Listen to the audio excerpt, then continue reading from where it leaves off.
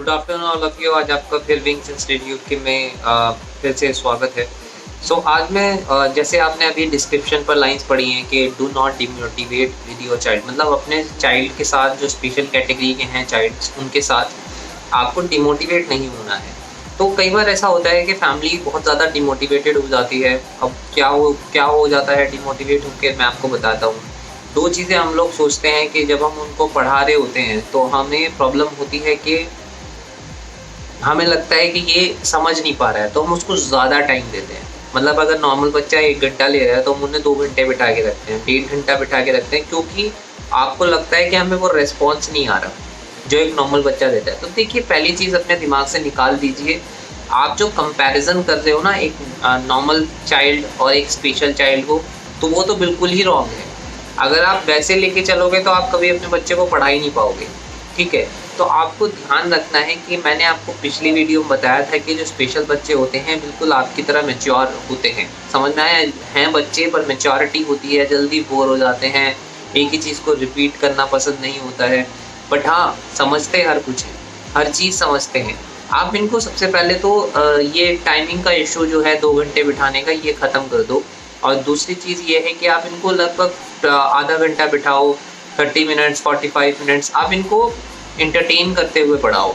मतलब अगर जैसे आपने 15 मिनट्स मैथ्स पढ़ाई, उसके बाद आप बीच में इंग्लिश ले आओ, तो उससे इनका इंटरेस्ट बना रहेगा, ये बोर नहीं होंगे। ठीक है, फिर इंग्लिश का जो पुराना था वो उनसे सुनो बच्चों से, और फिर क्या करो, बीच में फिर कोई और सब्जेक्ट ले आओ और फिर अगेन मैथ्स ले आओ। बट ऐसा मत करना आप कि आप मोस्टली क्या करते हैं आप लोग के 1 घंटे के लिए मैथ्स दे दी और चले गए। मैंने कहा है कि ये बच्चे बिल्कुल रिस्पॉन्स आपको नहीं देंगे, कोई रिज़ल्ट आपको नहीं मिलेगा अगर आप इन बच्चों को 1 घंटा एक ही सब्जेक्ट पढ़ाते रहेंगे, क्योंकि उससे कोई बेनिफिट नहीं है। वो आधे घंटे में बोर हो गए, 15 मिनट में बोर हो गए। आपको उनकी एक्टिविटी देखनी है कि वो कैसे कर रहे हैं, क्या वो उस क्वेश्चन को करते हुए एक्टिव हैं, वो सही तरीके से वो कर पा रहे हैं या नहीं कर पा रहे हैं, बोर हो रहे हैं, नहीं लेना चाहते अगला क्वेश्चन। इस चीज़ को आपको खुद ही उनकी जो पर्सनालिटी है वो क्या आपको दिखा रही है, वही चीज़ आपको समझनी है। तो इसीलिए इन बच्चों के साथ अटेंशन ज़रूरी है। बट इसका मतलब ये नहीं है कि ये बेवकूफ़ हैं, ये स्टूपिड हैं और ये सीख नहीं पाएंगे कभी, ऐसा कुछ भी नहीं है। अगर आप सही तरीके से लेके चलेंगे तो ये जो नॉर्मल स्टूडेंट है उससे ज़्यादा अच्छा सीखेंगे। बस प्रॉब्लम ये है कि वो जो नॉर्मल बच्चा होता है वो सारे सब्जेक्ट पढ़ लेता है, क्योंकि उसको लगता है कि हाँ सारे सब्जेक्ट हमें पढ़ लेने हैं। ये जो स्पेशल आपके बच्चे होते हैं या 1 या 2 सब्जेक्ट को इतना अच्छी तरीके से पढ़ते हैं ना कि उसमें एक नॉर्मल बच्चा जो होता है वो भी पीछे रह जाता है इनसे। तो आपको क्या चाहिए? आपको चाहिए अपने स्पेशल बच्चे से रिजल्ट, तो वो रिजल्ट आपको मिलेगा। ठीक है, लेकिन आप जब उसे एक सही तरीके से लेकर चलेंगे। ठीक है, तो आपको ध्यान रखना है कि आपको उन्हें 1 या 2 घंटा ज़बरदस्ती बिठा के नहीं रखना है। दूसरा, इनके साथ अगर आप बैठे हो तो आपको बैठे रहना है। ऐसा नहीं है कि आप उठ के चले जाओगे।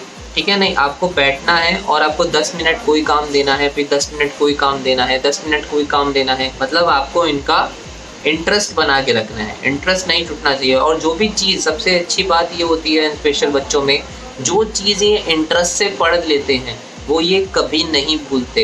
इन्हें रिवाइज कराने की ज़रूरत भी नहीं होती है, बिल्कुल नहीं भूलने वाले हैं अगर आपने इन्हें बिल्कुल सही तरीके से लेके चला। दूसरी चीज़ मैं आपको बताने वाला हूँ स्पेशल बच्चों के बारे में कि इनमें एक एक्टिविटी का शौक होता है। जैसे मैंने लास्ट वीडियो में बताया था, इन्हें एक सब्जेक्ट पसंद होता है, 1 या 2 सब्जेक्ट पसंद होते हैं। इसी तरीके से इन्हें एक एक्टिविटी का शौक होता है। अगर आप अपने बच्चे को, वो बच्चा 1st क्लास की एज में है या 2nd क्लास की एज में है, 3rd क्लास की एज में है, तो वहाँ पर आप उसके इंटरेस्ट को चेक कर सकते हैं कि किस एक्टिविटी में है। ठीक है, मोस्टली जो स्पेशल कैटेगरी के बच्चे होते हैं उनका जो इंटरेस्ट होता है वो कैरम में होता है। ठीक है, एक तो कैरम में होता है, एक लूडो में होता है। ठीक है, और एक होता है बैडमिंटन में। तो आपको ये 2-3 ऐसे गेम्स हैं जिनके ऊपर आपको अपने बच्चों को चेक करना है कि किस में वो ज़्यादा इंटरेस्ट ले रहे हैं, और इस एक्टिविटी को आपको स्केड्यूल में ऐड करना है। मतलब ऐसा नहीं है कि चलो यार बच्चा को आपने कभी दिन में खिला दिया, कभी शाम को उसको उसकी एक्टिविटी करा दी, कभी किसी दिन आपने नहीं, आपको एक पर्टिकुलर डे सेलेक्ट करना है कि इस दिन इसका एक्टिविटी का टाइम है, ताकि उस बच्चे को उस डे की हैबिट हो जाए, उस एक्टिविटी की हैबिट हो जाए। वो एक्टिविटी में अगर वो अच्छा परफॉर्म करेगा तो इन फ्यूचर उसके लिए बहुत स्कोप है, बहुत ज़्यादा स्कोप है। तो आपको पहले से ही उसकी एक्टिविटी को बूस्ट करके लेके चलना है, ठीक है। तो 2 जगह आपको ध्यान देना है, डिमोटिवेट नहीं होना है। आपका बच्चा बहुत ज़्यादा एडवांस है, इस बस वो छोटा है, बट उसके अंदर जो मेंटालिटी है, जो सोच है, वो बिल्कुल बड़ों वाली है, जैसी आपकी है। समझ में आया आपको?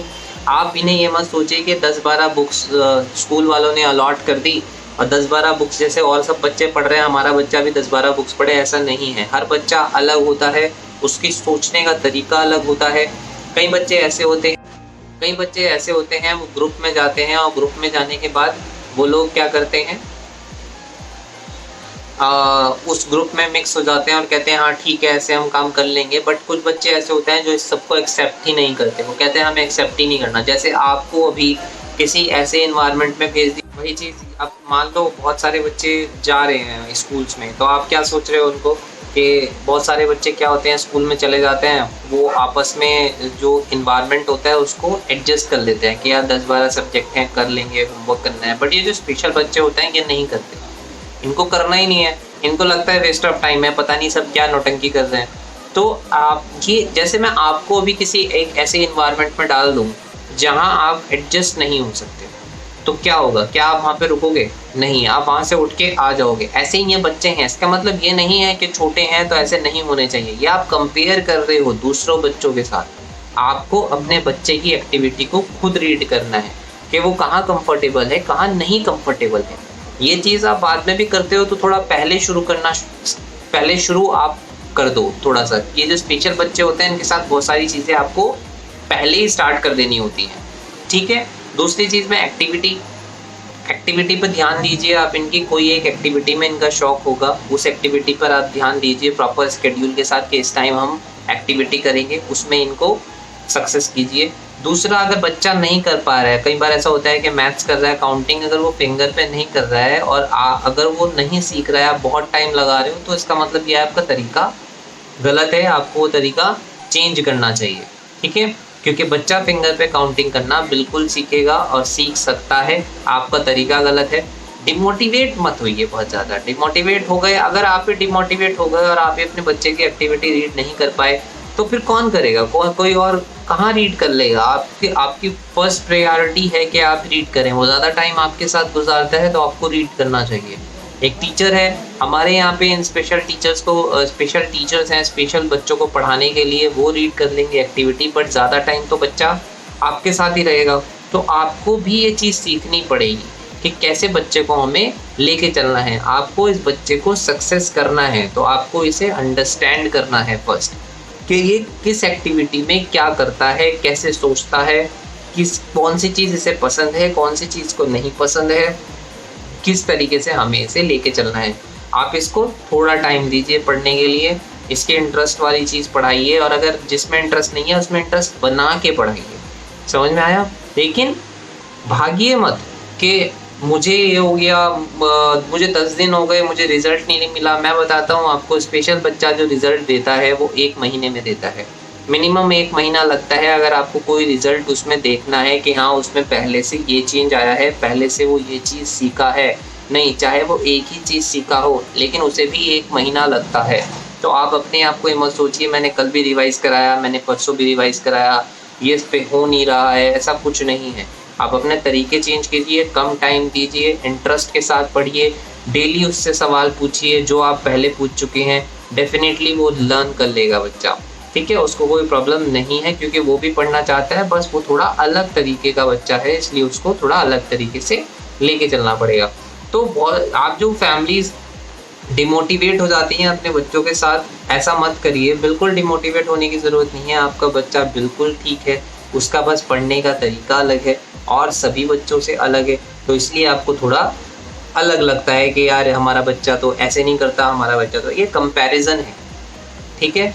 सक्सेस होगी, बट अगर आप कंपेयर करेंगे और आप अपने बच्चे को ना समझ के उसे कोई और बनाना चाहेंगे तो फिर कोई फ़ायदा नहीं है उस चीज़ का, ठीक है। आपके बच्चे को इंटरेस्ट है, आपका बच्चा पढ़ना चाहता है, तो आपका बच्चा कर रहा है हार्ड वर्क, आपको बस उसे सपोर्ट करके लेके चलना है, ठीक है। अदरवाइज अगर कोई प्रॉब्लम होती है आपको, और अगर आप ऐसी पर्सनल ट्रेनिंग लेना चाहते हैं कि आपके बच्चे को कैसा पढ़ाना है, या फिर आपके बच्चे को अंडरस्टैंड करने में आपको प्रॉब्लम आ रही है, तो प्लीज़ डिमोटिवेट मत होइए, परेशान मत होइए। आप हमारे हेल्पलाइन नंबर पर कॉल करके एक होम ट्यूटर अरेंज करा सकते हैं अपने स्पेशल बच्चे के लिए, जो आपके बच्चे को पूरा स्क्रीनिंग करने के बाद आपको बताएगा कि वो किस तरीके से सोचता है, किस तरीके से रहता है, ताकि आप अपने बच्चे को बेटर तरीके से समझ पाएँ। So thank you so much and thank you for watching. आप हमारे हेल्पलाइन नंबर पर कॉल कर सकते हैं अगर आपको कोई भी डाउट हो, कोई क्वेरी, कुछ भी पूछना हो। हमारी हेल्पलाइन 24 आवर्स ओपन है, आप कभी भी कॉल कर सकते हैं। So thanks a lot and thank you so much and please do not demotivate, okay? Please do not demotivate with your child, okay?